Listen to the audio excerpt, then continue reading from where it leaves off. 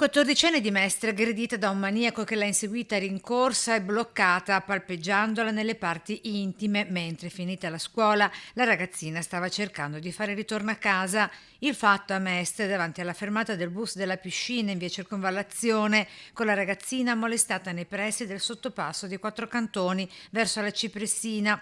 Fortunatamente la prontezza dei riflessi della 14enne con la forza della disperazione le ha permesso di riuscire in un primo tempo a liberarsi dalla presa del maniaco e a fuggire, con l'incubo però ripresentatosi successivamente quando dall'altra parte del sottopasso se l'è ritrovato di fronte. A quel punto gli ha piazzato una gomitata nello stomaco, lui si è accasciato fuggendo e facendo perdere le proprie tracce, con la 14enne riuscita ad allontanarsi di corsa chiedendo aiuto dei ciclisti. Dalla descrizione della ragazzina, l'aggressore avrebbe tra i 25 e i 30 anni, alto più o meno 1,70 m e sembra dall'accento dell'Est Europa.